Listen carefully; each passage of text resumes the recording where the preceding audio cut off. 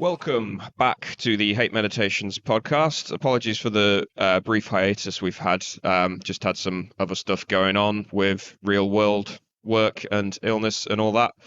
But true to our word, we're back again with a slightly different episode this time around. Been chatting on and off with Jason around sort of various antics that have been going on in underground scenes lately, and he had the idea of maybe us just doing more of a casual discussion around scene politics, how they function now, how they used to function back in the day, what's wrong with underground scenes in general.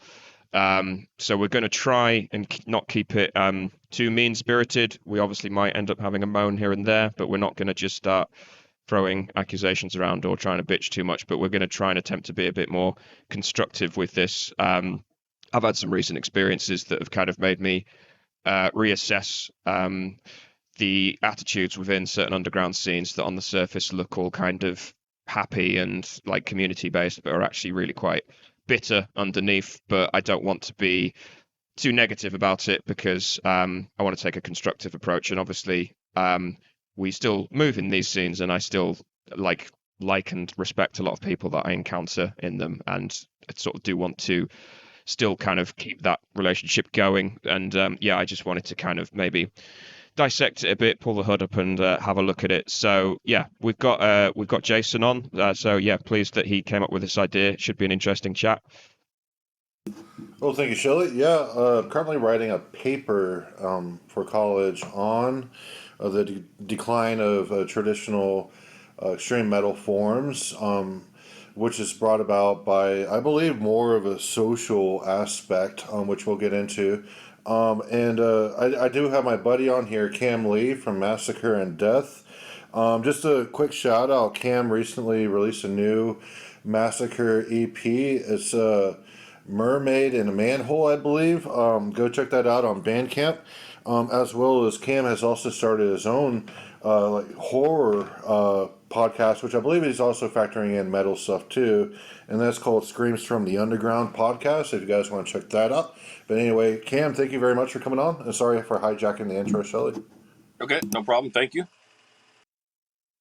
That's all right. Yeah, I should have said we have the legendary Kam Lee on as well. We previously had him on an episode of Necropolis to chat about what's going on with Massacre. But yeah, he was happy to join to chat about some of this. So yeah, really thrilled to have you on, just as I guess a member of the round table for this time around. Thank you. I appreciate it.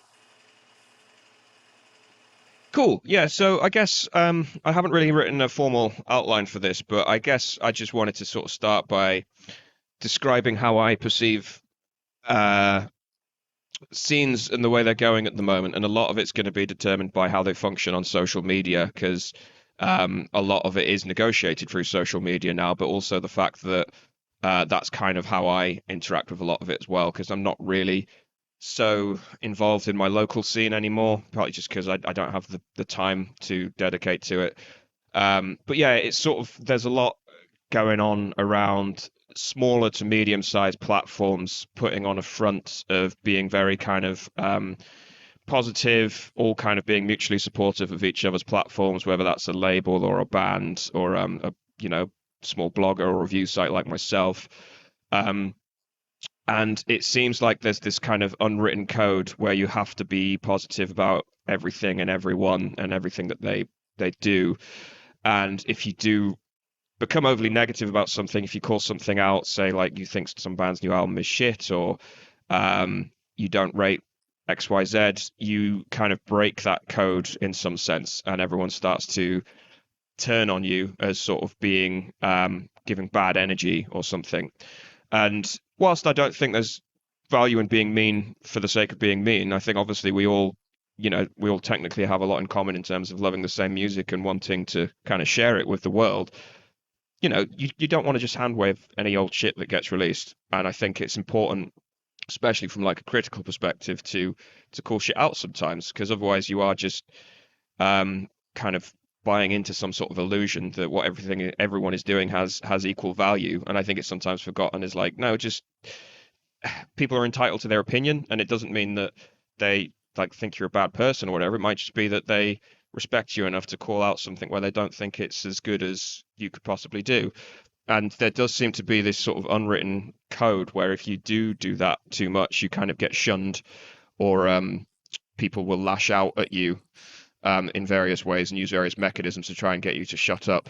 And it just strikes me as back in the day when people were kind of a bit bitchier on the surface and kind of maybe said things in the press quite publicly, it kind of created more of a positive energy because there's already that outlet where there is a bit of like spirited competition between bands and so on, where it's already on the surface, you kind of expect that a little bit, whereas now it seems to be like everyone's sort of trying to do it behind closed doors. I don't know if that resonates with you guys at all, or your own experiences within your scenes.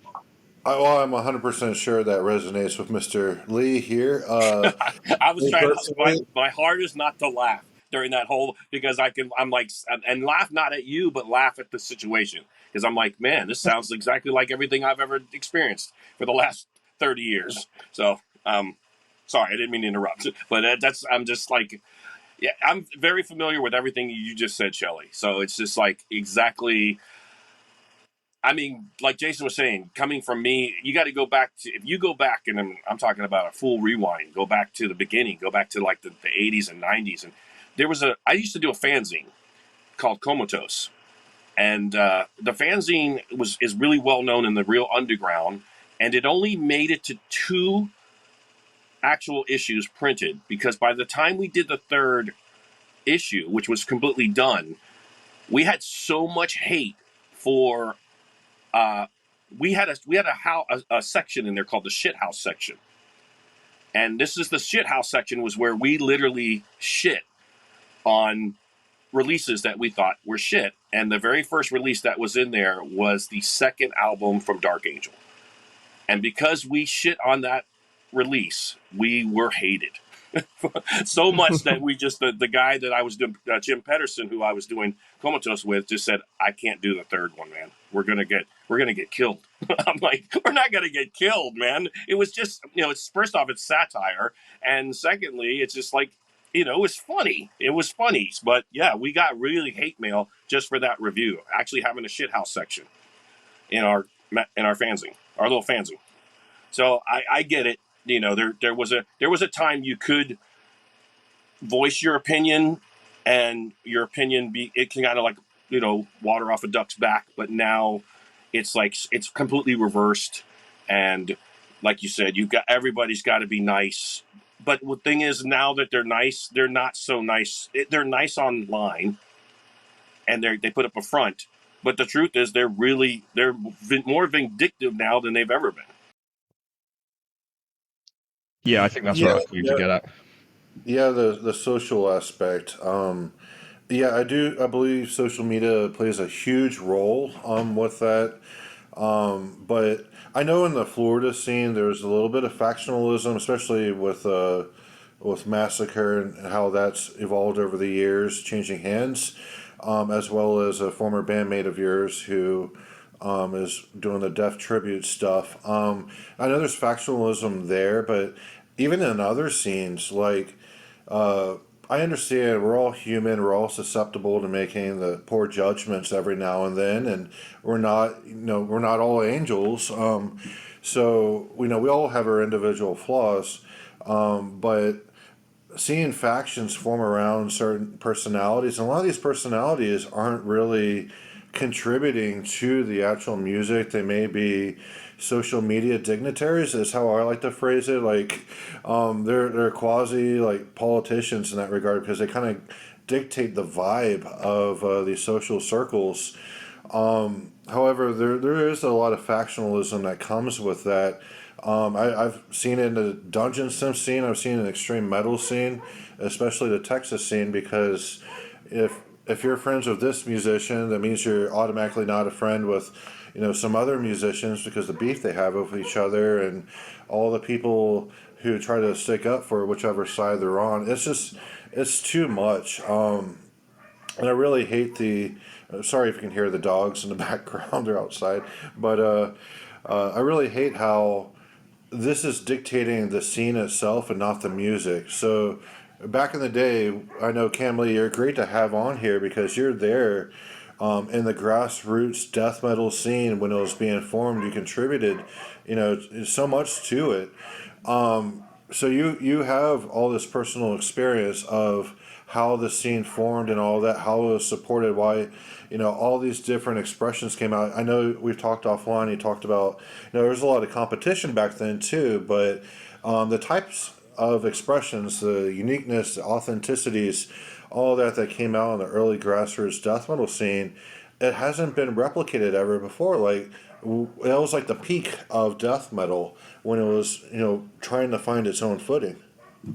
Yeah, I totally agree with that. It's a complete night and day difference. Well, and this is a weird example, but I'll give you an example. Just recently, we recently put out the Necrolution album, and the entire purpose of that album was to really go and be retrospective, to go back prior to the 90s, almost go back to the late 80s, early 90s sort of sound, and purposely write something that would have come out then, and not put too much of the modern, you know, aspects into it. Try not to like go, okay, well, we should add this. We should, there was like no way I was going to do any pig squeals, or we're not going to put any gravity blast or have any of that. I really wanted it to sound nostalgic and like something oh wow, this is a missing record from 1988. Somehow somebody overlooked, and that was the entire purpose of it. Yet I saw reviews when it came out that people were saying this is boring. This is just, there's nothing new to this, and I'm like, yeah, well, that was the point. It was the point. But it's like the scene is, we've got what? I mean, it's been 40 years now, so you've got literally 3, almost 4 generations of different people in it. And personally, I'll just call it like it is. To me, 80% of the scene today, or what they call the scene, and I use that word loosely because I don't even think there's a scene anymore, to be honest with you. But I think 80%, maybe, and I'm being generous here, 80% of the people in there are posers. And I know I use that word, we were cool to use that word back in the 80s. It was distinct. We knew what we were talking about. Now you use it and you get actual shit for saying that. People say, you can't be calling people posers. I'm like, why not? I mean, you got the same guys calling me a gatekeeper who are then turning around and telling me that I should be writing music that sounds more modern. It's like, wait a minute. I'm a gatekeeper because I'm trying to keep things retrospective, yet you're telling me I have to write my death metal the way that so it appeals to you. And it's like, I'm what the fuck? What happened to the original? I mean, once you begin writing music for your, I look at it this way: I don't write music for my fans. I appreciate that there's people out there that like my stuff, but I'm not writing music to appeal to them specifically. Once I start doing that, I'm no longer a musician. I'm just a machine. And that's when I'll get into what I think what killed the scene was the music business became more like McDonald's. It became a commodity. Labels came in, they started buying up all these bands or signing up these bands, and it wasn't about the music. It was about how much money they could make and how much they could sell. And then once it started becoming a commodity, then you have all these other people who are buying into the product, thinking that's what the product should sound like. So when they start creating the product, they want to emulate what they've been eating, the cheap, disposable shit that they've been eating, and everything started sounding the same and very cookie cutter. And then you have millennials and Gen Zs telling me, a Gen Xer, hey man, that's not death metal. And I'm like, what are you talking about? I created death metal. How can you say it's not death metal? What the fuck are you talking about? Yeah, it's interesting coming at this as being a millennial who got into death metal in the early 2000s, so long after its heyday. So I look back on some of the history you're talking about, and that resonates. Like, yeah, by I don't know, maybe even 93 or 94, death metal was a commodity. Morbid Angel were Yep. appearing on Beavis and Butthead. Like, it was on MTV a lot. Cannibal Corpse were on Ace Ventura or whatever. And it was kind of like almost a joke at that point. And then by like the late 2000s, it kind of underwent a bit of a renaissance in terms of, a lot of important bands started releasing comeback albums like Asphyx, Autopsy, bands like that. I know Atheist also put out an album in the late 2000s. And that kind of inspired a bunch of younger musicians who weren't there in the late 80s to emulate that sound. And you get the old school death metal wave where everyone's trying to sound like Entombed or indeed Massacre or Death and so on. And some good music came out of that. It got a bit tired by the end where it's like just every band was just trying to sort of write this formula, I suppose. But one of the things Hmm. that I think was different back in the day was um, like there are so many bands that were from that era that are just forgotten now. Like there's the ones that are remembered as like foundational to death metal, but there's so many that kind of never made it out of like the demo phase, never managed to get studio time or whatever. And I guess like now anyone can kind of push out a fairly decent recording without what I would call the gatekeepers, i.e., labels who would front the money, studios who would, work with the bands to put halfway decent recording together, and PR people willing to sort of push this stuff into the scene. Nowadays, you can just record and upload to Bandcamp. And because people can do that now, they kind of think that means they deserve an audience. And it's kind of like, yeah, if you do write and record music as a hobby, like fine, everybody needs a hobby and an outlet, but it doesn't necessarily mean it's entitled to an audience or positive reception. If it's not up to like par, like people will call, well, I think people are justified in calling it out. But I think it's Yeah. also important to remember from what you were saying about like people reviewing stuff and maybe like criticizing it negatively. It's kind of my perception is always like I don't like writing negative reviews. I want the music that I like to be good. And I realized, some bands do put a lot of work into their albums and a lot of love, and to have some arsehole on the internet shit on it is probably a bit demoralizing. But they've also got to remember is like it's just one guy's opinion. And yes, Yeah. some people might listen to it, but some people might ignore it. Some people think, well, I'll make up my own mind. Like, okay, that guy doesn't like it, but I'll still listen to it and decide for myself. I'm just some guy like with an opinion, but it doesn't mean that it's the gospel on anything. It's just, yeah, people can make up their own minds on this shit. Well, let's not go too far down the negative review rabbit hole due No, to sorry. happenings. We don't want to talk about Shelley being sued or anything like that. However, I think a lot of the points you guys raised are really good. However, there's a lot of musical projects out there that I feel they're more like social bands. Like they create music for social inclusion, Oh yeah. rather than like true authentic expressions that they want to convey. Like delving deep into their psyche and having something honest to express. I don't see that for a lot of bands, especially like regional and local level scenes. A lot of the bands just seem to churn out whatever, and people they seem to a lot of people seem to be okay with that, having a mediocre material being released all the time and still going out and supporting the same bands. And it's really like scenes, like it's the same people supporting the same bands over and over and over, unless like a local band gets on like a festival or a bigger band is touring through and they happen to open for them.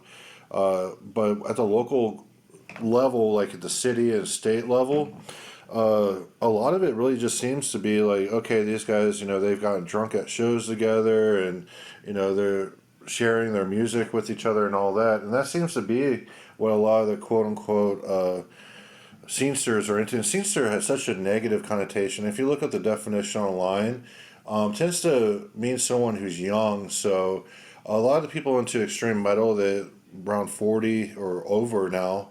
Granted, there are a lot of people in their 20s and 30s still that are drawn to the traditional forms of extreme metal. However, I don't think the word scene is really accurate in this regard. I know Shelley, instead of using the phrase "funderground," you like to use the description "casualized." Can you expound upon that? Yeah, I mean, I guess borrowed the word casualized and is in like casualized labor, where it's people sort of doing odd jobs that they can find. They don't have a permanent contract with a company and a paycheck. They just do casual work to get money where they can find it. And casualized fans, I guess, something similar where they might not even be attached just to metal. They might sort of go between different scenes, and it's not a problem with people that like a lot of diverse different kinds of music, but the idea that they don't have like a deeper understanding of where metal came from, what its origins are, what its spirit is. So again, going back to what Cam was talking about earlier with like early death metal and the kind of spirit of that scene is kind of lost now under with each new generation. It kind of, it falls out of people's memory, people who weren't there, and now it's kind of just people that aren't into death metal because they understand it on some deeper philosophical level, or they like it on some deeper philosophical level. It's more just a way to, I guess it's sort of a more concrete definition of what I was saying about posers. It's like they don't like it on a sort of fundamental level. They like it because of the aesthetic that it Yeah, well, it's presents. it's And it's it's accessible. It's like, oh, this is my dad's album. That's what it yeah, is now. It's like, oh, my dad had this in his collection. I pulled it out and listened to it, and yeah, that's kind of cool. It's like, no, your dad liked it because, back in the day when he got it, that was, what he lived for. He bleed. yeah. He could have bled for that. If it was Slayer, I'm sure he probably ran his face into the wall to that at one point in his life. You're just picking it up as a casual listener because it's in my dad's collection or it's in my mom's collection. Most likely today it's mom's stuff. So it's that's my other mama's boy joke, but that's up for some other time. But I just don't know what it is. It's like there is a lost connection to it. I that's how I see it. And I love your how it's casual, and it's not just casual fans. There's casual bands. There's Well, literally musicians out there, and I think that's what Jason was saying. There's musicians out there now that just it's death metal. I'll play it. I don't really like it, but I can never understand that. Why are you playing the music if you don't like it? I well, never this Yeah, is understood. this is one of the I examples I was going to use is um, say a band like Entombed. Their first two albums are iconic and extremely influential, but also I've come to like think they're some of the worst things that happen to death metal, not because of the albums themselves, but because the amount of bands, modern bands that imitate that guitar tone, that kind of D beat style, just cobbling it together because it's a way to shortcut their way to some sort of recognizable signature or whatever. And it's like, no, they're just renting the aesthetic of that original wave of Swedish bands or whatever because it was so distinctive, and they Yep. don't understand it on a more fundamental level. And I guess, when I say something like that, I'll get called a gatekeeper. But this again is where I'm sort of like, no, let's reclaim gatekeeping as well, because to some extent it's good. It's good to do Yes. that because um, the way that casualized fandom works is it kind of just lifts different elements from various um, classic scenes to sort of sort of shortcut your way to creating an identity. I guess another word I could use for it is like cultural nomadism, in that they don't have a home in that sense, but therefore they don't understand different forms of music on a more fundamental level.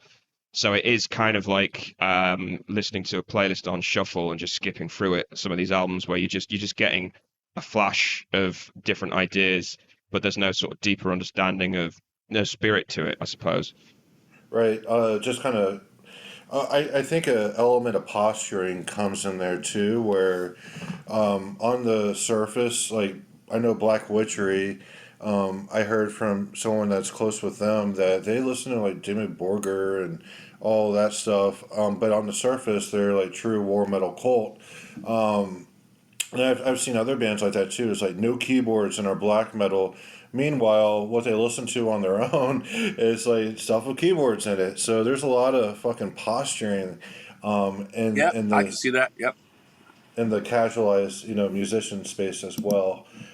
So I we could call them posers, but a lot of them they do have true taste in extreme metal. It's just like the approach may be off a little bit with the posturing. Possibly, yeah. I guess for me, obviously, posers is a word that used to be thrown around a lot when I was first getting into this music, and it's kind of gone out of fashion now. But like, Yeah, it's I'm definitely. trying to think of yeah, I'm trying to think of a new word other than just like true or untrue or whatever. But again, when you start throwing words around like that, it's kind of you do have to think about we're obviously talking like there is something to this music that has value that is kind of being lost somehow, and we have to think about what it is we're trying to protect and why we're trying to protect it in a sense. It's like, as someone that loves metal and talks about it all the time, I want to get people into the music. I know it's not for everyone, it's always going to be a niche thing, especially the extremer side. But if people do like it, they don't have to know every single thing about it instantly.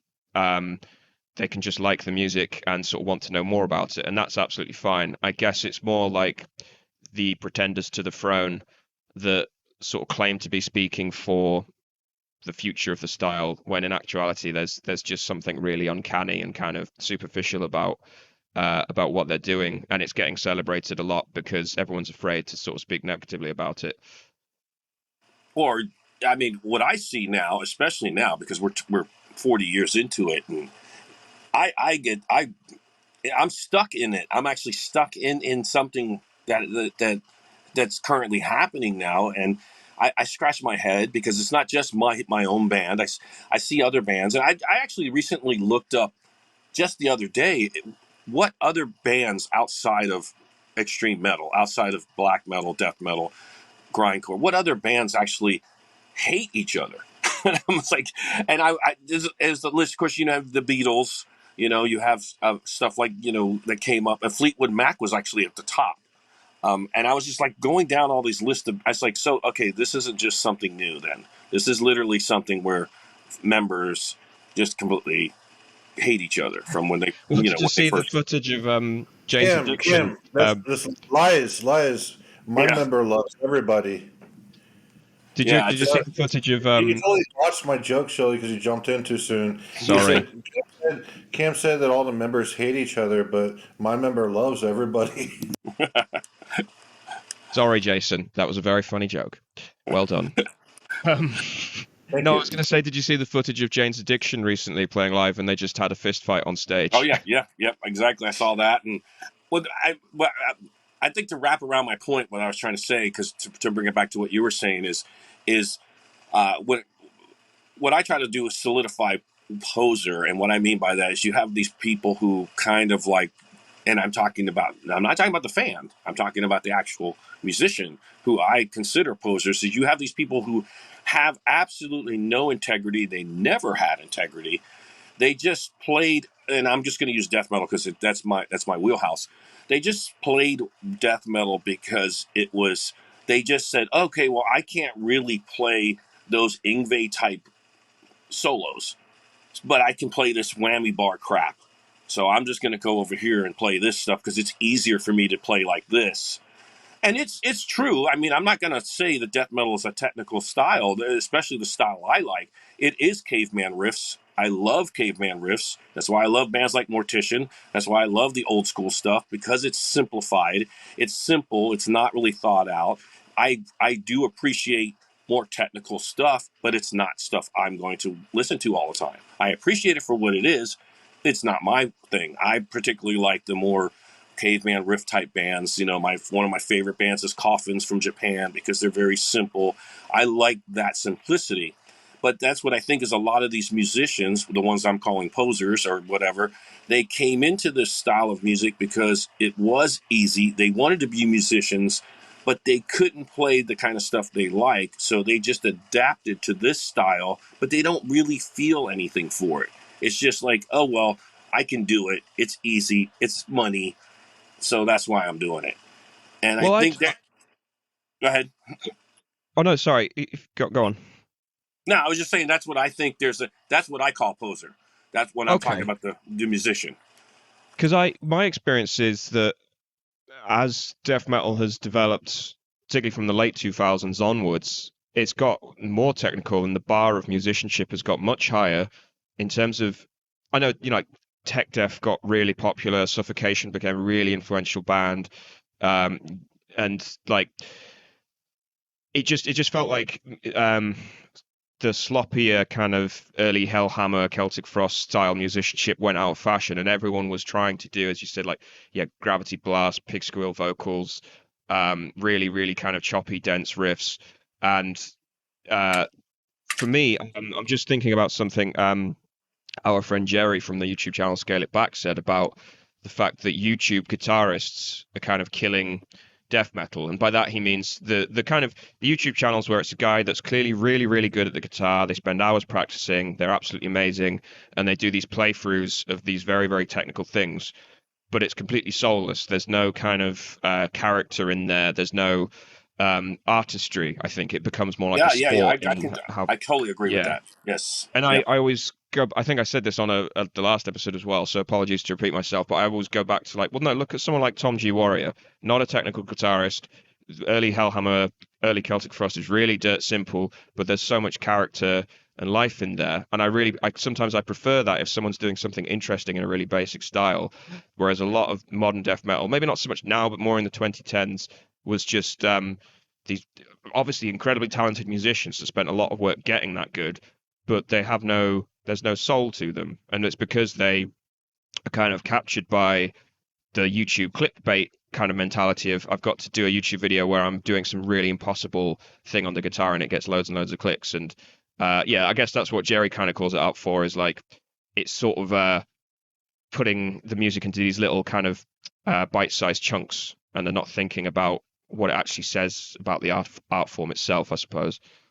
No, I completely understand that and actually agree with that. That's a really good analogy and kind of like making me think about some stuff even deeper. But yeah, and I like that, and that's I completely agree. You know, it's so weird. It's kind of like, and that's what we got to kind of figure out, that when the scene started, there was no internet. You know, I'm not going to be a guy that goes, "Oh, it's all the internet's fault, man." I'm not going to be that guy, because I do think there's some good things that the internet has done, but just in the same sense, it's done some bad stuff. You know, so I'm actually not a guy that's like trying to point a specific finger at one specific thing. I do think the downfall is a lot of different things. Coming from my point of view, because I literally got out of it back in '93. In '93, I was in Massacre, and I saw what was happening, especially with what was happening with that ridiculous, horrible fucking album that was being written at the time. When I quit and I walked out of the studio, I said, "This is not death metal. I'm out of here." I just saw the entire scene, not just my band personally, but the entire scene, just sort of kind of like trying to like. It was like that game when you try to like grab the flag at the top of the mountain, and everybody's like running to grab the flag, and it just becomes sort of this like sea of bodies, but no, you know, trying to grab the king of the mountain or whatever it is. It's sort of like, that's to me what happened to the scene, but nobody really had any more direction anymore. I mean, there was a few bands that still did, and I respect those bands, and those bands are still around today, but a lot of it was just like grabbing, and the top of the flag was just literally this cash grab. It's like it suddenly everyone lost all integrity, and it was just about, you know, how much cash I can make, how big I can make it. I do think of a lot of it, like you had mentioned. I think of a lot of it. I definitely think that the fact that, you know, and it's good for them, but as far as the scene, that Cannibal Corpse ended up in Ace Ventura, and that changed a lot. And then and MTV having like Beavis and Butthead making jokes about, you know, David Vincent. Was that a bear? You know, it's like, I'll never forget that episode. Yeah. Jason, did you want to come in on that? Yeah, I mean, I had wrote down a note on what you guys were discussing a little bit prior to the Beavis and Butthead. Is we totally left out a huge demographic of the old school death metal revivalist stuff like Blood Incantation, Tomb Mold. In Texas, there's a few of those bands that have Yeah. gotten pretty big too. Frozen Soul, Creeping Death, and He's Rod, I think is how you pronounce it, from Houston, with Cryptos and that band. These bands, they tend to just take the vibe of death metal and churn, like, mix together the most random, not random, but riffs that don't really flow together very well. So you get this impression that, yes, it sounds like death metal on the surface, but it's very hollow. The riffs don't communicate anything. How the songs are structured are very confused. I was wondering if you had any thoughts about the old school death metal revivalist stuff in regard to scenes, because blood incantation is one of the biggest things going around today. But if you put them under a microscope, you're just going to see something very sickly and malformed. Yeah. I'm trying to think, I mean, it's just, I wouldn't specifically say that one band in particular. There's a lot of bands I think kind of like fall into that, I guess you would say like death metal revival. And it kind of, that sort of came out of the tail end of the black metal scene, like, because it's weird how the scene, 'cause I've been there since the beginning. So it's like I saw the death metal scene rise and then fall. And at the same time it was falling back in the 90s, I mean, I was talking to Paul Find and Necropolis where black metal started coming up. And this was prior to anybody knowing. And I also have my theory on that too, but I'll give you a quick theory on that. This is prior to anybody who knew who Burzum was or any of the stuff that happened in Mayhem. To me, what really pushed that through was as soon as Richard Christie mentioned them on Howard Stern, it was like the entire nation suddenly wanted to know who the hell Burzum was. And it's just like within that short of a year time, because I remember I was living in Phoenix, Arizona at the time, and I used to listen to Howard Stern in the morning because my job, I would just put on talk radio. And I remember Richard Christie coming on and basically talking about it. And Howard was like, yeah, so this is a guy who like murdered his guitar player. And we're going to listen to him now. He's in prison making out music. And they literally played Burzum on Howard Stern. Within that year, from the time that they played Burzum on Howard Stern, black metal just shot up huge in the U.S. I mean, it had its, heyday, but all of a sudden, everybody needed to know who Mayhem was. At least that's how I saw it. So I know there was a lot of pushback against black metal too here in the States. A lot of the death metal guys, they made fun of it, like these yep. Europeans marching around in the woods, with face paint on. Yeah. I remember the first hate coming through, and especially from the Florida death metal scene. That's another thing too. I'll talk about is I can't stand regional scenes and the whole just saying it. I hate that. I think Shelley, you were talking about how like Entombed have their own sound, and people say that's the Swedish sound, and yes, there is regional sounds, but I hate when bands now talk about it because it's like, shut up, man.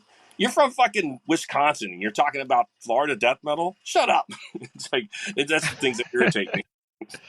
That is maybe this is a bit of a tangent, but it is interesting that so as someone again coming at it from a different perspective to you, Cam, because I'm looking back at it as part of history, sort of, and you obviously lived through it, and I'm sort of looking back and thinking, okay, yeah, so there's these Swedish bands, they kind of have a similar sound, although some of them are slightly different, and then there's the Florida bands, and then there's maybe the UK bands as well, like Bolt Thrower, Napalm Death. They kind of had their own, and Carcass, they had their own sort of more grindcore style going on. And I do regionalize it again with like black metal. I think, okay, so there's like the Greek sound, there's the Norwegian sound, there's a slightly different sound, maybe Sweden or whatever. But nowadays it is completely meaningless because, and I know we don't want to do a internet ruined everything kind of angle on this, but it is true that like regions don't really mean anything anymore because everyone can listen to music from around the world. So there are local scenes, but they're not so tied to a specific sound anymore because anyone can kind of pick up. I don't know. I want to make a black metal band that sounds more like Rotting Christ or whatever, but I'm from Salt Lake City. It doesn't mean anything anymore in the sense that it used to do. And I think it can be a handy shorthand. Just if I say the Swedish sound, people will know what I mean. But it really is referring to maybe 4 or 5 bands. It's really small, like what we're talking about. But it definitely doesn't mean anything anymore. Yeah, I think too. I mean, and this is coming from just me being there and watching it all, and I think when people do talk about that specific sound or that specific, it's not necessarily the genre because I'll listen to bands from Florida.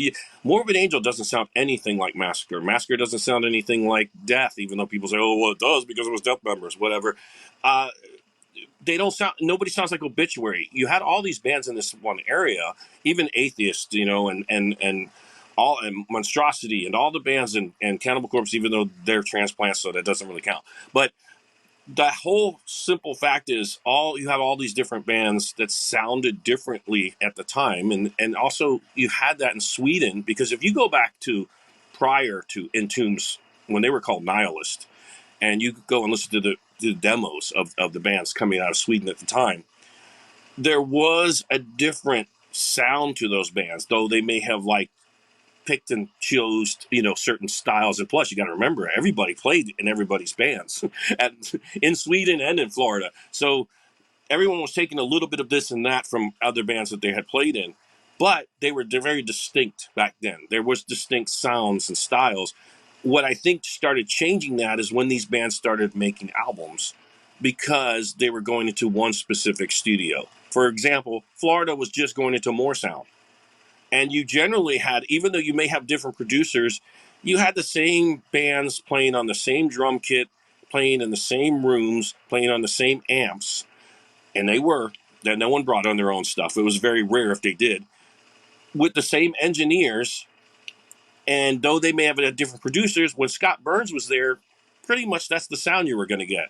And I think the same thing was within Sweden, when you had Entombed and you had Grave and you had all of them going into, damn it, I can't remember the name of the studio. Sunlight Studios. Yeah, Sunlight Studios. You had everyone using the same amps, the same drum set. So you're going to have that similar sound. And I think that's kind of like what happened. Because at the same time all this was happening, you had California scene. You had bands in California. Of course, you had Possessed and you had Sadistic Intent. You had so many of the other bands. Yet there's not a specific California sound. You never hear anybody go, yeah, there's the California sound, the West Coast sound. You don't really hear that. You do kind of like about New York, because New York bands had a certain kind of sound. But again, you're talking about totally different sounds. I don't think Mortician sounds anything like Deceased. And Deceased and Mortician, even though they shared, or Mortician shared members with Incantation, I don't really hear them being too similar. There's some differences there. So the reason Will Romer was in Incantation was because John McEntee got beat up and he was bullied, and like once he brought Will into the band, no one messed with him anymore. Yeah, that was a funny anecdote there about. But good, you can continue, Cam. Talking about different sounds from different regions. Like California is more known for the thrash sound. Yeah. Than death metal. But yeah, New York, like I would say New York kind of has overlap with Pennsylvania and all that. Yeah, I kind of mean, I should say tri-state area instead of like just basically say New York. I should say the whole tri-state area. But yeah. Yeah, but all those guys knew each other, like Revenant and Mm-hmm.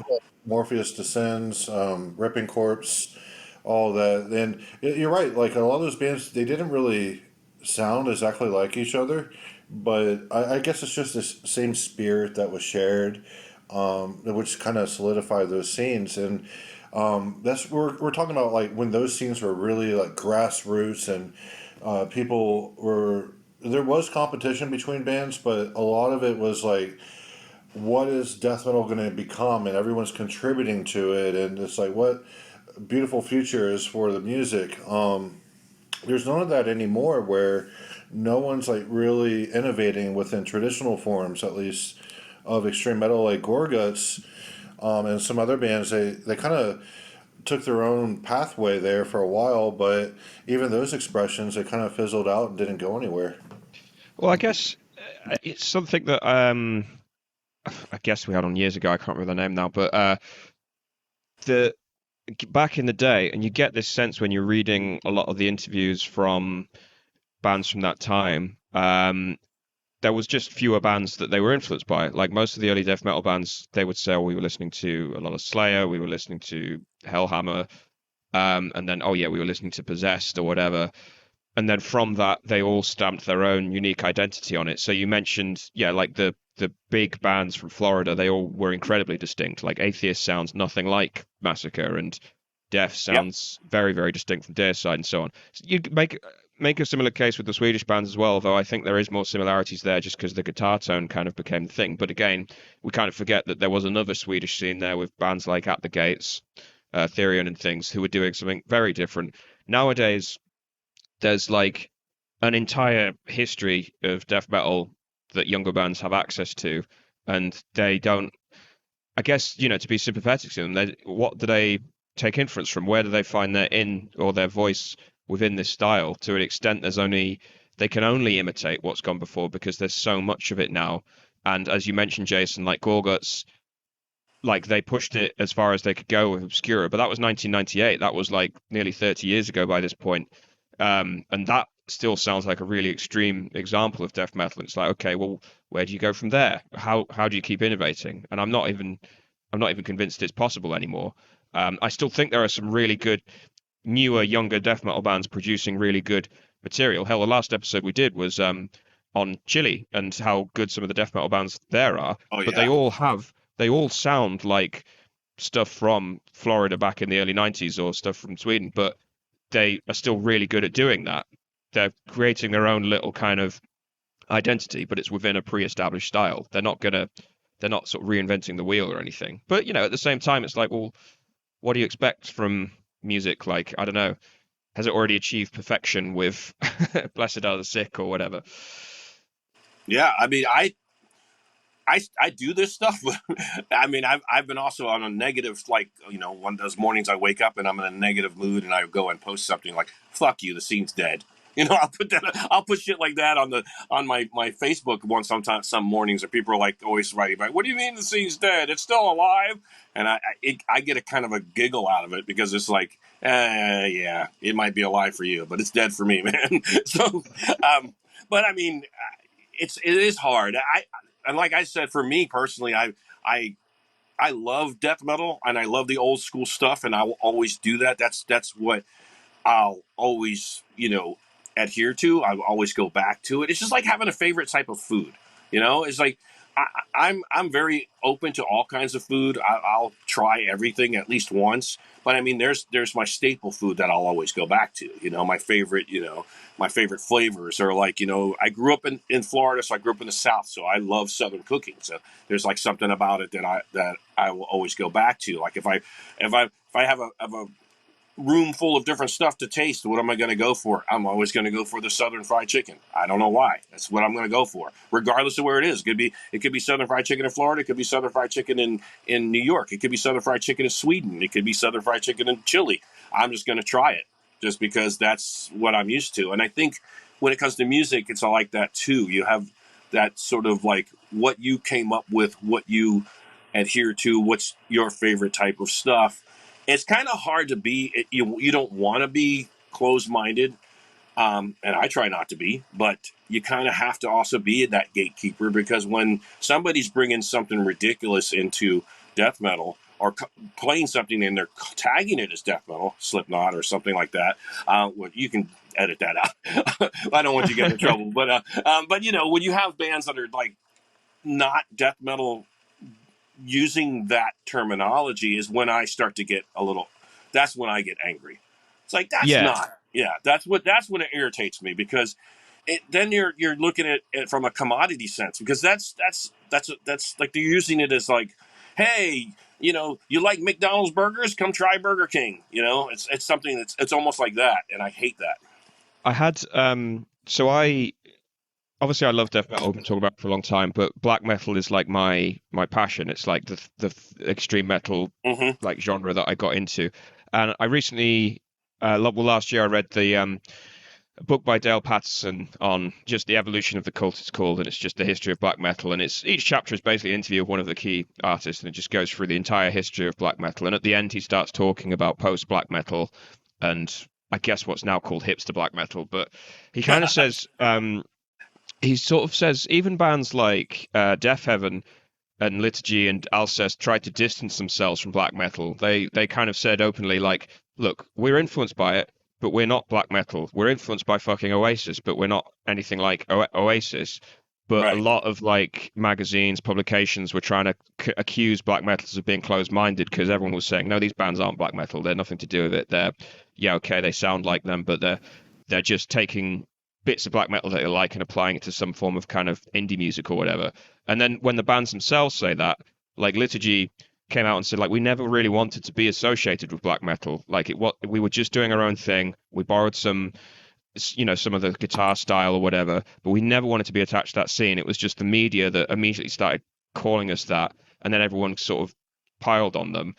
And it's a similar thing where it's like, I don't like music, but I respect that it has a right to exist and it has an audience, and I would not sort of stop them from doing that thing. But when it starts getting called black metal, or the future of black metal, is when I start taking issue. And it's a similar thing with death metal in that I know it's that classic thing of like pornography. It's like I can't really define it, but I know it when I see it.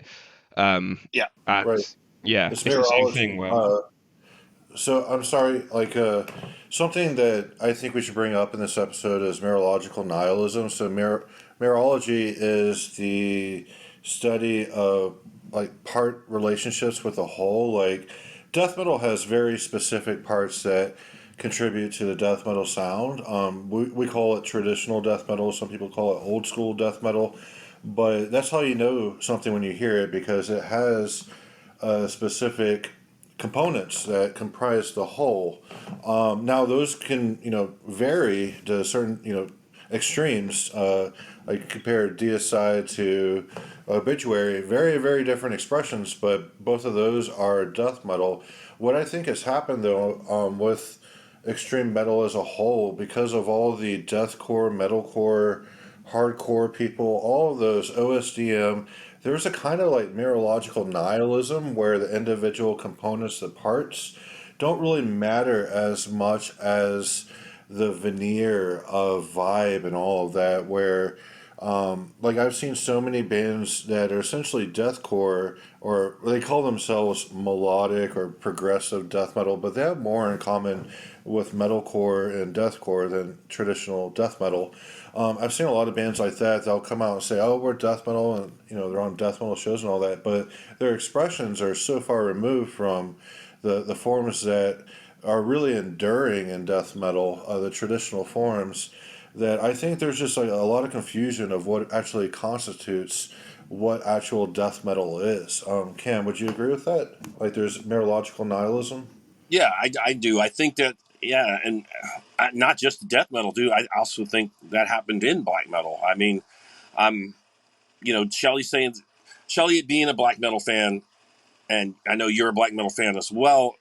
You know that, and in death metal, there's, it's kind of hard to explain. Like you're saying, with traditional death metal, and again, that's my wheelhouse, so I know where it's coming from, and there is this sort of like cutoff spot where it's like, and I guess it's like everything we've just discussed. You can kind of tell when a band is real and then when a band isn't just by listening to their music. Yes, they're emulating that style, or they're doing they're doing the D beat style, or they're playing that specific blast. They're doing, but then you get, I don't know. I always call them salad bands because to me it's like they're like a salad. They're like a mixed salad. Like it's like, oh, okay, that part sounds like Morbid Angel. Okay, that's a little bit of Deicide. Okay, now that sounds like Obituary. Okay, yeah, I can, but it's all thrown in together like a salad, and it's like it's not. And I think that might be in what you were saying. There isn't this organic flow to it. Nothing's organic. It's more like just little parts, pieces, and nothing's organically flowing. And I think it's kind of hard to explain because I've tried to explain it to people who don't get it. They're like, what do you mean? It's got all the good stuff that everybody likes. I'm like, yeah, but, I like sushi and I like ice cream, but I'm not going to mix it. You know, just some things just don't mix. It's just, and it's so hard to explain though. But yeah, I do think that there's something that's not genuine about it. And that's, you can kind of tell when you come from that world where it's genuine. You can kind of tell that it's when it's not real anymore. When it's sort of just a salad, I guess. I Yeah, I think think a it's lot of it is perhaps people that came from the hardcore scenes and metalcore scenes and all that, where there is a worship of texture itself, like harsh textures and percussive elements. Like with I death metal blame for it on me, like, slam. Well, So, yeah, slam has more in common with hardcore than it does with death metal. Even yeah, though they have a lot of the same themes of death metal. However, the musically speaking, the emphasis on percussion, percussive elements more than rhythmic, and especially the shock value of that whole subgenre of grindcore, brutal death metal, and slam. That's just there to shock people, and it's very surface level. But death metal seems to urge us to go deeper, past the surface, past the vibe, past the aesthetics that the average person may associate with death metal. It actually has a story to tell in the songs with how the riffs are formed and how they communicate with each other. So yes, you're correct that a telltale sign is when there's a whole bunch of riff salad. There's obviously a disconnect there with the composition, but there's also just the approach itself. Like if the composition is really confused, perhaps the entire approach is confused as well. But like I said, there's a lot of like metal is more popular now than ever before. Sure, it's not playing stadiums, but I think the internet is the reason why it's so popular nowadays because everything's so accessible. Where in your day, people had to go do tape trading and really hunt for those gems. Now yeah. everything's just available to everyone, and I think that's it's good and bad. It's bad because a lot of people may just be confused. Like a band calling themselves death metal may not actually be death metal. Maybe death metal adjacent, like hardcore or whatever. But it's not true. The true genuine article. Shelley, do you have any thoughts on that? Well, yeah, I was going to say, I think one of the issues is, and it might be a thing with sort of older fans. I'm using older in the loosest sense of anyone, say over 35. Um, in that our tastes are very much like an inch wide but a mile deep. In that we would get called closed-minded by a lot of people, and I think that's the other issue going on here. Is back in the day, scenes were very, very segregated. You had the punks, you had the metalheads, you had Yeah. like the goths or whatever. They were all part of their own little clique. Nowadays, I think younger people are, again, partly because of the internet, but not solely because of that. They jump between different things a lot, and this is kind of what I was getting at with the casualized element. And they see open-mindedness itself as a virtue, so that's where a lot of this, what I call genre alchemy, comes from, in that just picking elements from, say, yeah, hardcore, a bit of death metal, a bit of, other genres, like, and sort of tagging it all together. And then for someone like me to say, no, that just, as you were saying, Cam, with the food analogy, no, that just doesn't work. You get called closed-minded. Yeah. And You get, I kind of want to sort of almost make a virtue out of that and say, well, yeah, I am closed-minded. I really like this style of music, and I like it sort of a mile deep. In that, as you were saying, Jason, like we go beneath the surface, beneath the vibe or whatever, to sort of discover how it flows and fits together and stuff, and know it really, really quite intimately in that regard. Whereas a lot of modern music fans, and it's partly like the Spotification of music fandom, in that it's all playlists and it's just play my playlist that has this mood or whatever, without really sort of digging beneath it. And we're like, no, we listen to albums. We spend time with the albums to understand what the band or the artist was trying to convey. Um, but modern fandom is much more nomadic in that they pick different elements from different things without really thinking about like the wider whole. But to criticize that again, you kind of have to counterintuitively say, well, maybe closed-mindedness is a good thing. Yes, no, obviously. I was going to say, I Yeah. agree. I was about to say that I don't think being called gatekeeper is so bad. I don't think it's a bad term. I mean, I personally, like, somebody calls me a gatekeeper, I'm like, yeah, you're fucking right, I'm a gatekeeper, because you don't want the lions in the same fucking pen as the fucking antelopes. You got to have somebody standing over the gate, you know? Yeah. That's me. And I didn't want to. I know Jason's already mentioned Blood Incantation. I didn't want to pick on any one individual artist too much, but I will use their latest album as an example to say, like, it's basically like a mashup of death metal elements with 70s prog and some ambient, and it's like those are all genres that I love. I love death metal. I really like a lot of 70s prog, and I really like ambient, but I don't like hearing them all on the same album in the way that they've mixed them together, because it is like having it's like having ice cream with my burrito or whatever. It doesn't Yeah. go. Yeah. It's Like, good. It's good at separate parts, but not all together. It's good. yeah, Not yeah. yeah. Not it's good to be like put the burrito down, or once you finish the burrito, wait 5 minutes and then have the ice cream. But yeah, Exactly, yeah. And I think a lot of modern fandom kind of sees being eclectic and having a really wide, diverse music taste as an end in itself. And it's not a bad thing to listen to lots of different genres, absolutely not. But when that's the only thing that you're looking for and you're not looking to kind of maybe study a genre more in detail, it becomes a problem because you do get this really superficial reading of what a genre is about, and then people start mislabeling what death metal is and saying, well, it's got distorted power chords, therefore it's death metal or whatever. I don't know. Like, yeah. No, I agree. And same thing with even black metal. I mean, I particularly like the black metal that's the older school black metal. I do like some of the stuff. Of course, I like some of the stuff with keyboards in it, like the early Emperor. I love that stuff. But then I don't know. Some of the more symphonic, really symphonic black metal, I don't even consider it black metal anymore. You called it glam the other day, right? Yeah, I call it glam. It's glam. It's glam of today. It's the glam of today. Because it's more about the look than it is the actual music. And it's just like it completely reminds me of like, God, man, this is what fucking bands like Cinderella were doing back in 1985. Except this is now what it is now 2025. So it's like you don't have the hair teasing bands anymore doing all the hair teasing, put on Maybelline.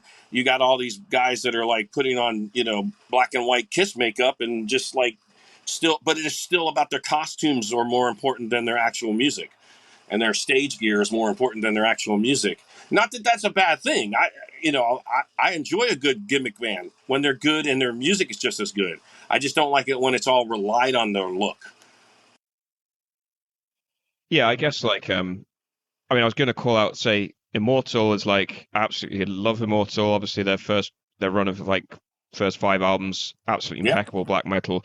But you compare some of their later videos to like a video like Wasp, I Want to Be Somebody. There's clear crossover there. Yeah. And also like, I know this isn't a particularly new band, but Dimmu Borgir are kind of like, and obviously Cradle of Filth, but I don't even think they're probably black metal. But Dimmu Borgir are obviously borrowing a lot from, as you say, like the sillier bands from the 80s, Kiss being the obvious one. I think Mhm. all of those bands would say they were influenced by Kiss. But yeah, the sort of silly theatrical elements of glam metal, um, and but playing up to it almost to an extent. I know there's a lot. Sort of Dimmu Borgir were like one of the first maybe to start really doing that, so they get all of the hate. But there was a lot of stuff that happened in the 2000s where it's sort of it becomes so far removed from metal where they're like they're doing gigs with orchestras and things, and Yeah. I like symphonic black metal as much as the next guy, but yeah, when they're doing that, like I think Satyricon also did a gig with an orchestra where it's just like, this is too much. Yeah. There's too much going on here. It's not why I like black metal anymore. It's sort of moved into something else. But Yeah. I don't. I like. I don't know. It's all dependent. I guess it's individual taste, but also like it's to me. It's hard when I guess I'll go back to basically saying there's the bands. I'm not as well familiar with Blood Incantation, but I know the name and I think we actually played with them once, but not something I really listen to, and it's probably because it just is too eclectic. And like you said, eclectic's fine as a fan. It's fine to be eclectic as long as you're not expecting your bands to be eclectic. Bands need to have, to me, bands need to have a certain genre to fit into because that's what gives us this whole separate. There's that also reminds me of something else I hate. I hate when somebody goes, "Well, I just like metal. I'm just a metalhead." I'm like, "Yeah, well, what kind of metal?" "Well, I like it all." That's the kind of people that just really irk me. Sorry for the accent, but I always put that accent on when when those kind of people come into my mind. That's kind of actually how they sound. Well, I like all kinds of metal. I like that Pantera. I like Slayer, but I also Like like me that some Guns N' Pantera over Roses. Yeah. there. Yeehaw! Yep. well, people forget that listening to, I don't know, the first Carcass album is a wildly different experience to listening to Blind Guardian. or whatever. Like they're Yeah. not even in the same. Like I can't even call them the same kind of music, even though they're both technically metal, quote unquote. And I'm just picking on Blind Guardian because like Jason doesn't like anything with clean vocals. He's an extreme metal guy. I have more sympathy for it, but I'm also my love of heavy metal is kind of limited to the earlier stuff, and then by the time it gets to like the late 80s, I'm like, no, I'm out. I'm just into I sort of like more Celtic extreme metal. But Frost. you like Celtic well, I Frost. don't think you can call Celtic Frost heavy metal fairly, but Uh, okay. Witchfinder General is about as far as clean vocals as I could go because they're so bad they're good. It's one of those things. I just get that song in my head. I need music. I need music. I get always every time. Just something oh about yeah, that. that's yeah. Yeah, there's just something about that that's so bad it's good. It's like trauma films. I um, I just like sometimes you just like some trash. But No, then those first two albums, I do like them a lot, but for a similar reason, is like it is pretty hammy. Like yeah, exactly. Plus the tits. I mean, it was the tits that got me hooked. I mean, the album covers. It was. yeah, I'm not. yeah. I'm not gonna lie. I mean, what was I like? 15 years old. And I'm like, holy shit! There's titties on this album. Yeah, yeah. That's all it took for a That 15 is year old. Kam Lee, everybody. Yeah. But all right. So I do kind of have a, I guess it's a thought experiment or more Okay. of just analogy. Unsure if you've read Plato, Mr. Lee. I know Shelley has. You've had to read Plato, right, Shelley? Yes, but we are going back quite a long time now. I've read Yeah. Plato. So for Plato, in the Republic, he lists five kinds of societies. One is ruled by aristocracy, one is democracy, then oligarchy, democracy, then tyranny. And the order that I presented them are what he preferred. Like he preferred the aristocracy over democracy, which a democracy is essentially like Sparta, which was ruled by warriors. But anyway, in Plato's Republic, he correlates the aristocracy to reason, and the principle that kind of guides that society is wisdom. And I show that as kind of like the old timey death metal bands that were part of the original innovation phase of death metal, such as Kam Lee here with his projects, as well as a lot of others. So I consider them more of like the aristocracy of extreme metal is the ones who actually innovated and perfected the styles. And I view the democracy, which is essentially spiritedness, and the gold principle of that is honor. I view that as the extreme metal underground, because there's so many wonderful underground death and black metal bands that have released such wonderful material, but they haven't really reached the popularity. Some have, of the aristocracy of extreme metal. But then we get into our oligarchy aspect of extreme metal, which the ruling element of that is necessary appetites. And what kind of drives that oligarchy along is money. So that's when we get into the capitalism and the exploitation, which we could look at, some record labels just reissuing classics all the time just to make a buck, and even a lot of the old timey bands, they've kind of gone into the oligarchy fan where they kind of operate like small businesses. Like I know you've mentioned that a lot, Shelley. With their social media presences, they operate like small businesses. However, they're also playing into the capitalism and exploitation of the style by Napalm Death releasing the puzzles and all that, just little commodities. Sorry. Um, but then we get down to the democracy side of extreme metal, and I believe that's where we're at right now. Also, with a little bit of tyranny, and I'll get into that. So, democracy is the ruling element is lawful, unnecessary appetites, and it's unbridled freedom for everyone. And this freedom, this unbridled freedom, especially with how cheap it is to record your own music and like anything back and string together some power chords, that's led to a lot of oversaturation and stagnation. However, like we were talking about earlier, there's still like a lot of these bands do this just for social inclusion. So I think there's too much freedom there that democracy brings in extreme metal. And lastly, we get to tyranny. Tyranny, the ruling element is unlawful, unnecessary appetites, and the gold principle of tyranny is love for oneself. And I view that as the social media landscape of a lot of social media dignitaries. They obviously have this projected or posturing, projected self of worth online, but in reality, when you meet these individuals, they may not be, you know, as esteemed as they are with their Facebook profiles. So I view there's kind of like a tyranny of the masses, and also social media plays to our lowest sensibilities. That's where I do believe a lot of factionalism comes into play, because if you question someone's tastes, you're questioning their love for themselves, and yeah, it's just it's very very. I don't like the word toxic, but it's really shitty. Yeah, So do you I guys agree. have any thoughts about how I kind of juxtapose Plato's various interpretations of regimes with extreme metal? So you would say the modern underground is the circle of the tyrants. I would say, I would say right now we're more at the democracy phase of the oversaturation and stagnation, because obviously with Spotify and all that destroying the music industry, the capitalism is still there, but it's not as prominent as it used to be. So I think we've left the capitalism phase and we're now in the democracy phase, Well, but also yeah, I'll creeping quickly up say, here.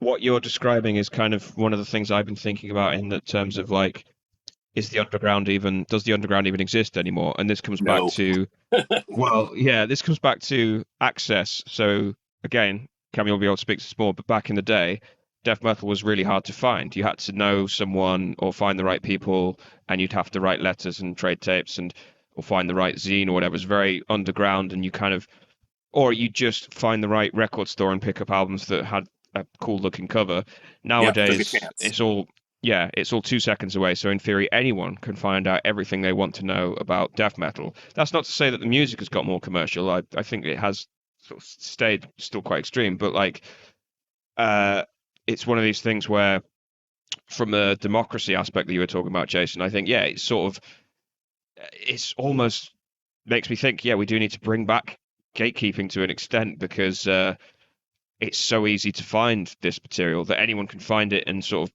appropriate. I don't want to use the word appropriation necessarily, but like they can just sort of lift elements of it piecemeal without understanding its context or its history.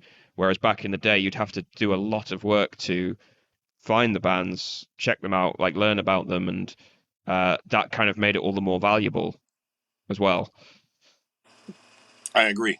I totally agree with that. And I like I said earlier, I don't think to me it's not a bad thing to be called a gatekeeper. It is, you're online and you get these, you know, uh, I call them posers. And you get these posers going, "Oh, you're just an old man. You're a gatekeeper. You're just shouting at the clouds." I'm like, I'm shouting at the clouds because I'm trying to preserve something. I mean, I also get to the point where I don't feel like I have to explain this stuff. I don't want to explain why I'm gatekeeping or why I'm saying, that's not real or that's poser. I get a kick out of it. I mean, I just use this person as an example, Justin from, Hell's Headbangers. He's got his own YouTube channel, and man, talk about somebody who just doesn't care. Doesn't care. J Dog, Yeah, J Dog. I get a kick watching his stuff because his attitude is he doesn't care. It's almost satirical to me, and I watch it like satire. It's just, but sometimes you kind of need that kick in the balls. You need that Jeep. You need that, and I'm not to that extreme. I understand that not everybody suddenly just wakes up and knows the difference because there are generations out there who are grown up on with the internet, and they're. I've met some kids. I've met some guys at my shows that are like, you know, they're they're timid first, because they've heard everything, all these bad things about me, and they're like coming up talking to me, and they're like, "Are you gonna like bite my head off?" I'm like, "No, man, we'll talk." Then they talk to me, and I find out they're generally trying to get into it, but they're so also confused. So they come up to me and they just want a story. They're like, I really want to hear from your perspective what it was like. And instead of me being that mean son of a bitch, like, Danzig or something like, oh, fuck you, if you weren't there, you missed it. I'm not that guy. I'll try to explain as quick as possible, what it was like and what the difference is, and give a general, like, okay, well, I always go with the whole thing. Like, if you look at Florida death metal, the first bands that came out, they don't all sound the same. There is a distinction. You can put Obituary in and go, oh, yeah, I know that's Obituary. You can put Morbid Angel in and go, I know that's a Morbid Angel album. You can put Nocturnus in and go, yeah, I know that's Nocturnus. Everyone had a distinct sound. It didn't start sounding the same. Now you put in all these Agrophoric Nosebleed and all these fucking bands that I can't even tell you the names of them. You put them all in together, including Cannibal Corpse, and I couldn't tell you one band from the next. I mean, they could cycle through, and like I would like, okay, that also sounded the same to me. I like distinction, but I also like to, and that's why I'm a gatekeeper, because I'm gatekeeping against not only putting stuff in that isn't death metal or too core. I guess I hate to use that word, but the deathcore So, stuff or whatever. Cam, Yeah, Cam, would you view like Hate Eternal as being like deathcore? Because they do kind of worship. I mean, the first album was really good. I would consider that straight up death metal, but they kind of evolved into this like worship of like harsh textures, and I kind of get a core vibe from them yeah. more I mean, than death. it's kind of hard to explain because, okay, I was going to pull it back to something more that I'm involved in and can relate with. And this is not a poke. When I say this stuff, people always get mad at me and think I'm like taking a stab, and I'm not. But to me, I'll bring it back to death. To me, the only death metal death album is Scream Bloody Gore. And I know people hate when I say that, but that's it for me. Because when Leprosy came out, it's not a death metal album. It's a thrash album. When Spiritual Healing came out, it's not a death metal album. It's a thrash album. When Human came out, that's when he started putting prog into his stuff. It's not death metal. So the only death metal album that Death ever did was Scream Bloody Gore. People say, oh, well, you're just taking a stab at it because you were in that band and that's the songs that you were a part of. No, that's just what I feel. I mean, it's just my opinion. That we talked about opinions earlier, how opinions will hurt people's feelings, but yeah. So that's, I mean, and Hate Eternal, I'm not really a fan. I remember the first album, and I think that's about as far as I got. So that probably will tell you, yeah, I'm not really a fan of later stuff. When it starts to sound too, I guess, core, I'm not a fan of that kind of stuff. That's why I said slam. When the slam stuff came in, like people say, oh, Suffocation and cattle decapitation and all that stuff. Well, it's got that slam element. I can appreciate what it is, but dude, you got to do it every song. It's just like, I would say I absolutely love Suffocation, but I think they're one of the worst things to happen to death metal because of the amount of slam bands that came out of that. One fucking riff. One fucking riff. Yeah. Created Yeah. a whole fucking legion of dipshits. Yeah, exactly. Although to go back to like I don't know if you want to call it the third wave, but I always like rate something like respect, I should say, rather than rate, but something like Nile. I know they probably should have formed earlier than they did, but I like the fact that they came late 90s. Death metal had already kind of almost died a death by that point, but they kind of came in and yeah, they were quite technical and dense or whatever, but they had a very distinct identity, and they were like one of the last bands of that era to actually do some of the things that we're talking about in terms of just creating their own signature style or Yeah, like I agree with that one. thing. Yeah. Mm-hmm. Yeah, I of totally that agree with that. generation anyway. Yeah, and I mean, there's still bands. It's funny though you mentioned that because I try to listen to some of the bands now that I like. I try to be open minded, and I still try to listen to bands now. And some of the bands now that I'll gravitate towards, and they're newer bands. They're not really doing anything new. they're doing stuff that I like because, oh well, yeah, that's kind of like old school, and I like that. Like, but then there's some stuff that they do on their albums, and I'm trying not to mention bands, but you can't help it. Like, okay, I'll give it this band. It's not, and I'm not ripping on them. I like the band Fulci. Just there's some stuff on their albums I don't like. They put rap on their albums and they do other stuff, and I'm like, why do they got to do that? But there's some of the stuff that they do that I really like, and it also has to do with me because I'm such a horror nerd. I like the fact that they're writing music about Lucio Fulci, movies. So that also helps. But there's bands. Shelley has a body count CD. Yeah, there's. Shelley has a body count CD. That's because you gave me a body count CD. Okay. Now you know who gave you the Headbangers Trough. You did, yeah. Sorry, Okay. I just did a quick search on. You mentioned J Dog of Hell's Headbangers, and the latest video he's uploaded is the unappreciative, useless ass generation of today think they can tell the dog what to upload. I was like, oh boy, and that was uploaded 8 hours ago. I'm like, we need to get more belligerent on here. Yeah, he's definitely belligerent. He's definitely, but like I said, I watch him for the complete satire of it. For me, it's just a little goes a long way. I do love his stuff, but it's like, okay, so much only, at small intervals, because otherwise, it's like, oh man, like he just doesn't care, and that's what I appreciate that about him. Well, But I guess this is I've sort of I guess zoned out a little bit when I was searching for him, but I guess this is the other thing is, and I mentioned it at the top of the episode, is I don't want this to come across as like 3 bitter guys just bitching. I don't think it has. I think we've actually made some really good points throughout this episode and sort of discussed our Yeah, I level mean, of music. I agree. I'm not trying to be like that guy. I don't want to be the guy that's the old man yelling at the clouds. I do think that I have some points, and my points about the gatekeeping is I think it's, some 15-year-old who's just getting into it might not believe so, but I think there's some people that.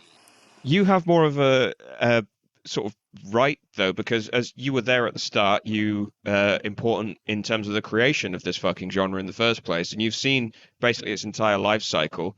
It doesn't mean, obviously there are lots of other people involved, but like it doesn't mean you own it. But at the same time, to see its peaks and troughs throughout the decades, it must be strange to sort of see how it's being interpreted and understood now.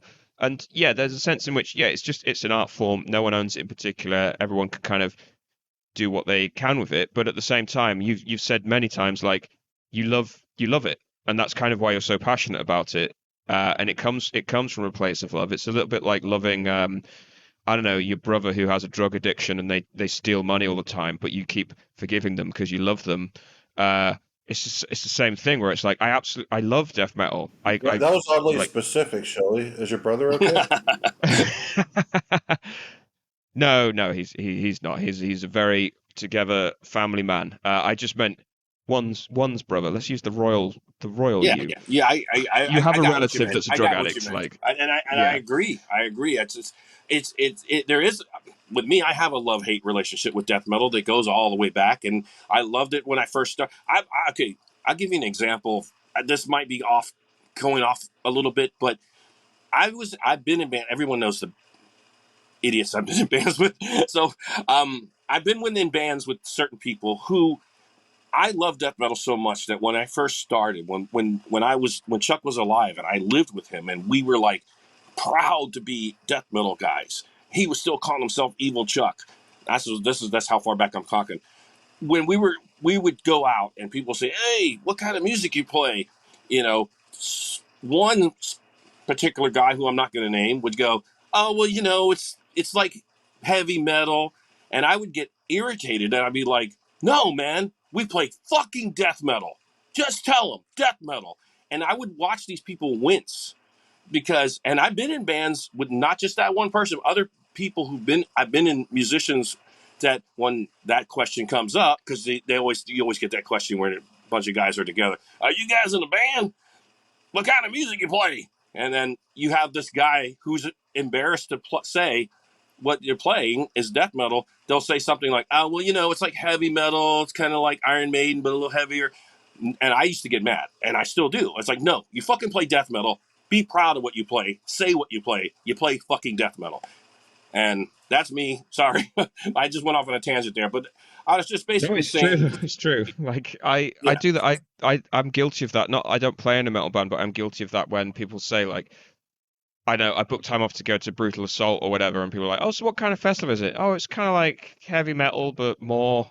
And people at work or whatever, and I don't tell them like, "No, it's like there's a load of death and black metal, it's a load of extreme metal," because I partly because I don't think they'd understand what I'm talking Yeah, about, but but yeah, you're I don't right. You know. should just I be guess like shoving it in I people's think face. it's different Well, when you're. It's different in that case. I think it's a little different. In that case, you can be like a little bit more like, well, because you know that the person they're not going to understand it. They're just Yeah, curious. I know what you mean.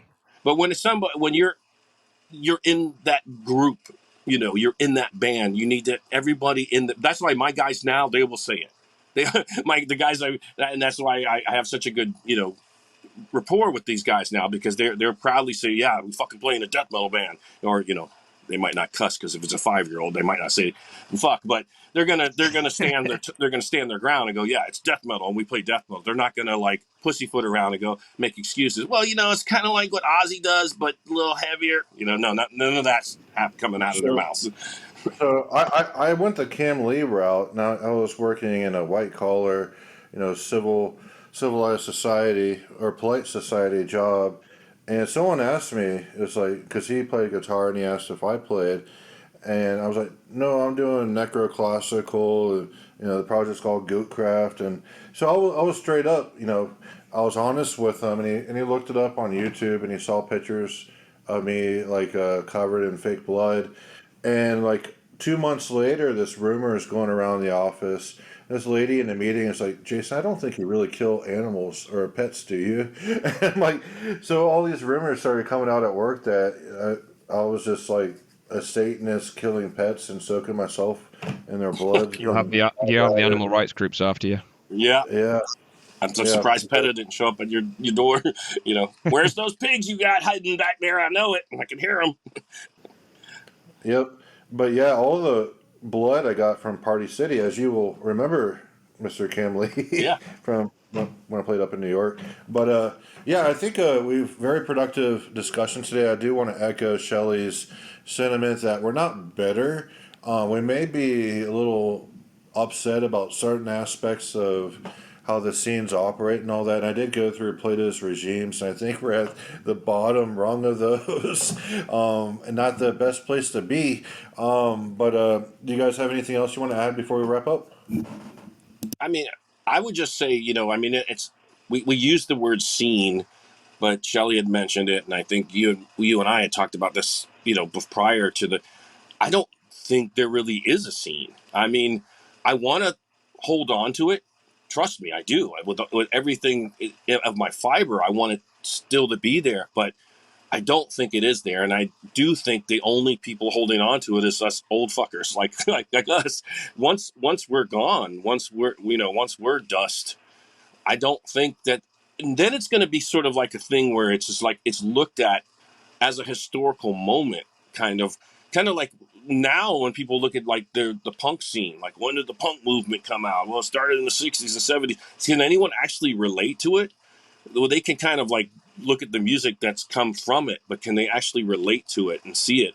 I don't know. And I kind of think that's what's going to happen to death metal and black metal now. It's just like, yeah, there was this thing. Like, I'm thinking like 50 years from now when you're going to have like the generation, the Gen Z kids, their kids are going to be going, yeah, great granddaddy used to play this stuff that, music that they went around and burnt churches to, it's like, hopefully at that time every church is gone. So I will say that, but you know, Other than the Church of Godzilla. yeah, exactly. I mean, yeah, I guess to echo what Cam said as well is like I think the form of music will survive in some sense. Like there'll still be people playing something that is recognizably death metal in years to come.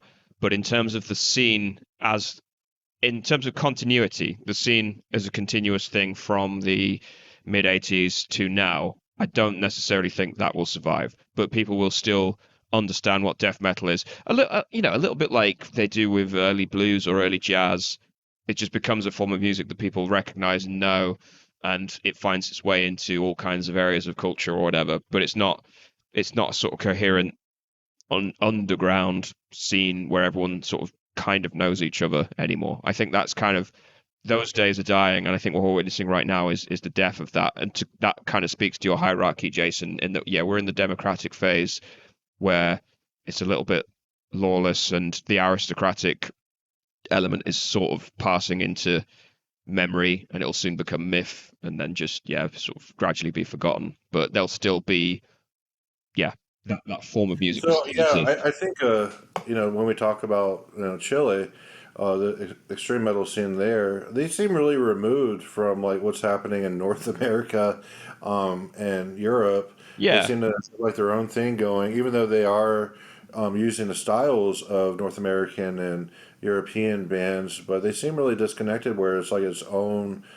movement there. So who knows? There could be other movements that come prop up over the years and. Indonesia, there's a really Yeah, big. It's starting to get big. I've gotten like some fans in Indonesia that write me and send me like their demos, and it's like the old days. I love it. It's like they don't want to send you a link, and they're like, they'll write me, and I'm like, do you have a link? They're like, no, we want to send you, actual. So I get CDs that are just burnt CDs. They're not high produced. They're just burnt CDs, and I'm like, damn, these fucking kids are still doing it old school. I mean, if they had a cassette player, I guarantee you. See, that's something I would like to say. I've said this before, and a lot of people don't. I was asked recently, what would be the ultimate way to record? Would I go back to analog? And I'm like, no. You know what way I want to record an album? I want to put a fucking boombox on the ground, put a towel over it, put a tape in there, and play live.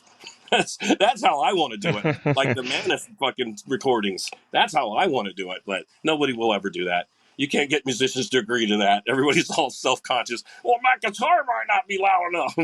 So, but that's I miss that. I would love to do a whole album just like that. Just throw a fucking, you know, a fucking boombox on the floor, throw a towel over it like we did in the old days, and just hit play or record. yeah, that's cool. Like, yeah, definitely concur with Jason's point around the fact that other parts of the world outside of Europe and, well, Western Europe, I should say, and North America are definitely continuing that spirit, I suppose. And yeah, the fact that they're still sending you physical media is also speaks to that. Is like it makes it so much more valuable than getting a Bandcamp link or whatever. Yeah, it So yeah, does. yeah, that's cool. Jason, did you have any thoughts you wanted to add? no, sir. And I'm working on my generic black metal today. I want to work on that, and I'll contribute to the decline of extreme metal. Yeah, I have to contribute to the decline too by sending out the EPs that I got done up. I don't know. I mean, I don't. I hate it's a double edged sword. I hate to think that I'm like adding to it because I do put up Bandcamp exclusive stuff, but I will do these small runs of things because, and then I always have people go, well, how come you only did 100? I'm like, because that's the point. It's supposed to. I'm not the guy that's buying it in bulk and then going and turning around on eBay and selling it for $300, which I have seen some of my stuff do, and I'm like, I don't like that, but I'm also don't want to jump into the whole giant commodity thing, which is another thing I guess I can say this on the show and then we can end it. Is I got kicked off of Nuclear Blast because I do it myself. So if people were wondering why did Nuclear Blast drop you, they weren't very happy with me doing things the way that I do it, which is do it. I put a bunch of releases out that were just self releases, and I don't think they appreciate. They didn't actually say that. They didn't come straight out and say, it's because you're doing these self releases that we're dropping you. They did not say that, but I got the impression that's what they were pissed about because I was putting out these they're like, well, why would you keep releasing all this do-it-yourself stuff? I'm like, well, because that's the underground way.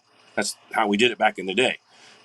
We just put out what we put out. We put out cassettes. We sold them for as cheap as we could and got them out, and that's what you do. That's underground. And I don't think they appreciated it, but I'm hoping that I'm trying to keep with sort of a tradition of still doing it yourself by putting out these do-it-yourself single releases. And that's also part of the commodity part is because I have the trademark, I have to keep the trademark in. It's just a thing where I have to You keep the have to trademark. release things under the trademark to keep the right Yes. to do Yeah, it. Yeah. exactly. Yeah. I mean, So it's Bandcamp has a lot of problems, but I definitely prefer that model to the streaming platforms because it forces you to interact directly with the artist. Obviously, you can only the playback is only for promo purposes, so you can only play it a certain number of times before it tries to get you to pay for it. exactly. It obviously it takes quite a heavy commission, but it does at least encourage people to fucking buy something off the artist, even if it is like the MP3s and not a CD or whatever if they don't have a physical copy.